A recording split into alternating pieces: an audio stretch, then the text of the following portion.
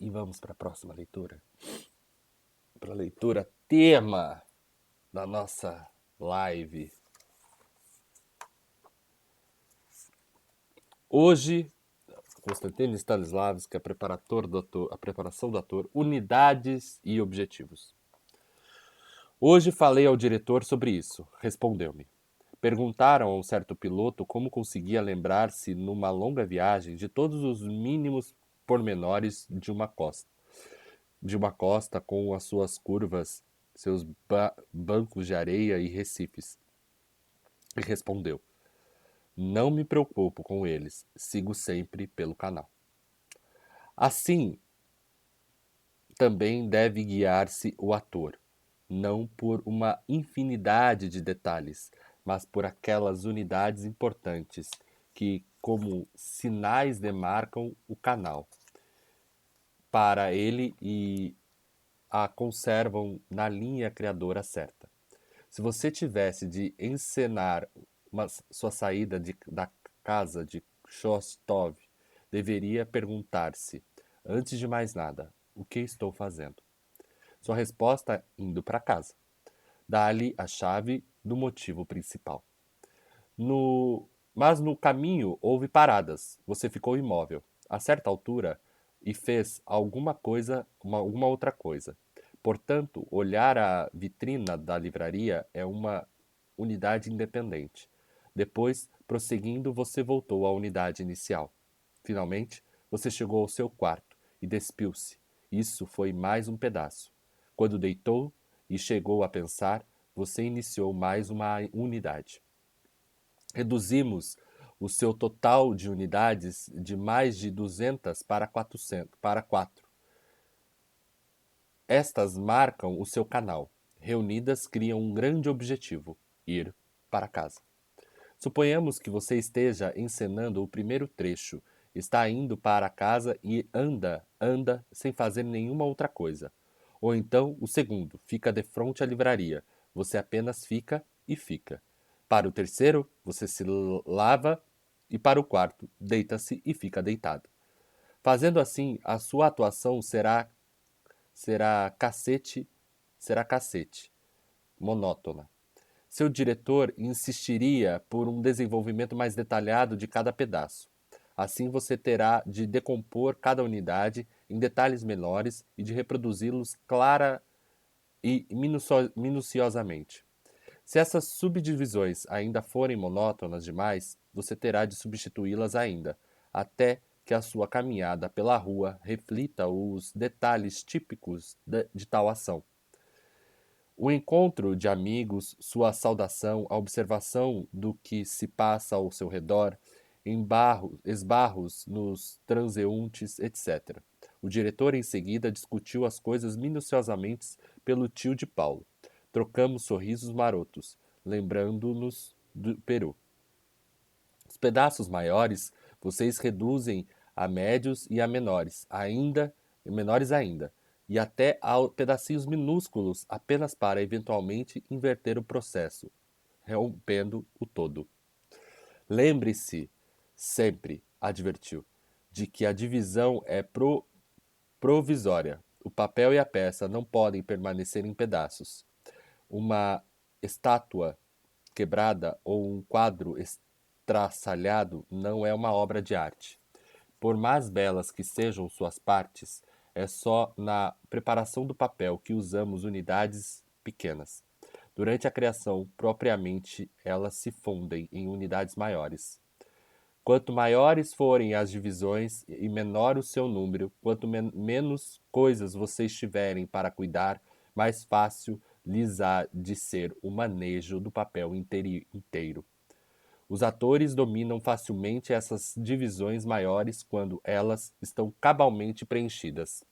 Enfileiradas ao longo de uma peça, servem de boias marcando o canal. Esse canal indica o verdadeiro rumo da criatividade, permitindo evitar os conexos, tantos que eles se confundem e perdem qualquer noção de todo maior.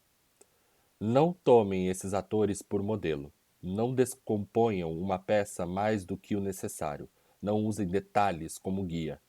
Criem um canal delineando por divisões amplas que tenham sido minuciosamente elaboradas e preenchidas até o último detalhe. A técnica da divisão é relativamente simples. Vocês se perguntam, qual é a carne, qual é o cerne da peça? A coisa sem a qual ela não pode existir.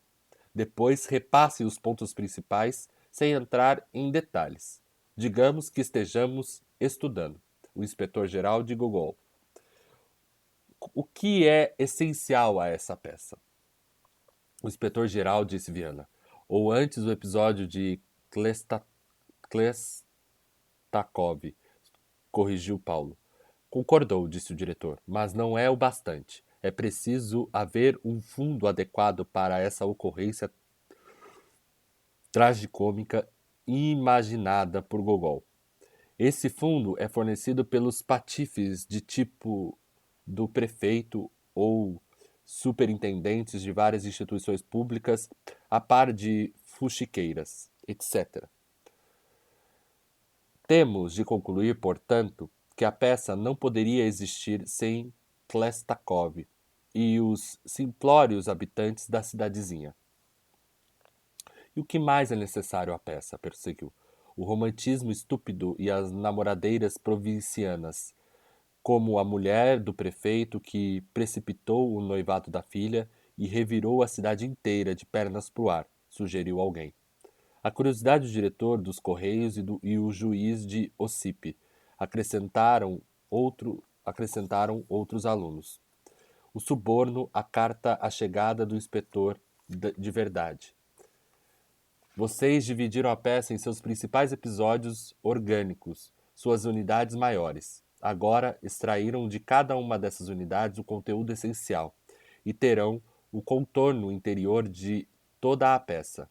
Cada grande unidade é, por sua vez, subdividida, mas partes médias e pequenas que reunidas a compõem. Ao amoldar essas divisões, é necessário muitas vezes combinar várias unidades pequenas. Você tem agora uma noção geral de como dividir uma peça. Em suas unidades, componentes e como demarcar um canal Você tem agora uma noção. Você tem agora uma noção geral de como dividir uma peça em suas unidades componentes e como demarcar um canal que os guie por ela, concluiu Tortisov. Você tem agora uma noção geral de como dividir uma peça em suas unidades componentes e como demarcar um canal como que os guie por ela. O que esse exercício sugere é que você tem um objetivo a alcançar. Por exemplo, eu tenho um objetivo que eu estou construindo um projeto, né? X. Eu tenho um objetivo a alcançar. Eu quero escrever alguma coisa, eu quero criar alguma coisa. Eu tenho esse objetivo para alcançar. Tendo esse objetivo para alcançar, eu tenho que. O que eu faço com esse objetivo para alcançar? Eu divido essa peça, esse objetivo, para o objetivo alcançar, eu divido as coisas de forma que eu visualize claramente o caminho que eu vou percorrer, o canal, né, que ele fala aqui, né, nas subdivisões das unidades, que eu consiga visualizar claramente o canal que eu vou percorrer para alcançar o meu objetivo final, tá bom? Então, não, e também ele dá a dica de não subdividir muito, muitas pequenas partes, muitos detalhes. Subdividam, por exemplo, subdividam em grandes partes, né? Então, primeira parte do projeto, segunda parte do projeto, terceira parte do projeto, quarta parte do projeto. Depois dessa primeira parte, subdivida essa primeira parte dentro de uma perspectiva de como alcançar essa primeira parte, como alcançar essa segunda parte, como alcançar essa terceira parte. Mas assim, não subdivida o grande canal, a linha canal, em pequenas partes muito fragmentadas. Você enfraquece a estrutura.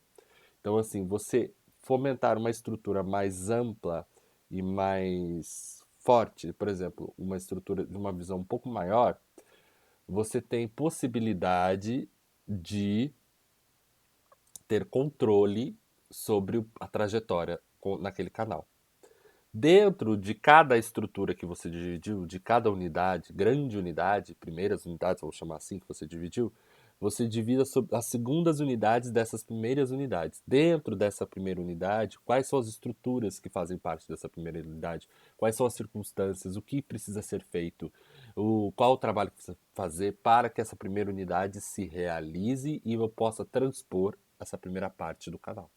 E assim, por conseguinte, até você alcançar o seu objetivo final. Entendeu?